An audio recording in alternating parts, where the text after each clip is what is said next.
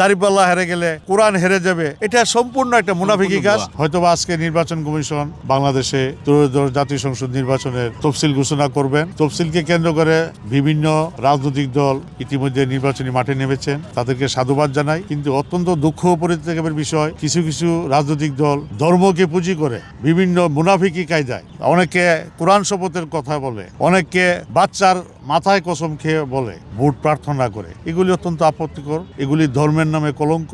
আমরা ঘৃণা ভরে এসব দলকে ঘৃণা করছি। আমরা চাই আগামী নির্বাচনে বাংলাদেশের মানুষ তারেক রহমানের নেতৃত্বে একটা অবাধ সুষ্ঠু নির্বাচনের মাধ্যমে জনগণকে বিএনপির পক্ষে রায় দিবে, যেই রায়ে বিএনপির ভারপ্রাপ্ত চেয়ারম্যান জনাব তারেক রহমানের নেতৃত্বে বাংলাদেশে সুসংগঠিত সরকার গঠন হবে, যেই সরকারের প্রধান হবেন আমাদের বিএনপির ভারপ্রাপ্ত চেয়ারম্যান জনাব তারেক রহমান। কোরআন হাদিসের বিরুদ্ধে সম্পূর্ণ একটা অবান্তর কথাবার্তা বলা যাচ্ছে। আমরা মনে করি আমরাও ভাই মুসলমান, আমরাও 5 ওয়াক্ত নামাজ পড়ি, আমরাও রোজা রাখি, আমরাও আল্লাহর ঈমান আকীদায় আমরা চলাফেরা করি।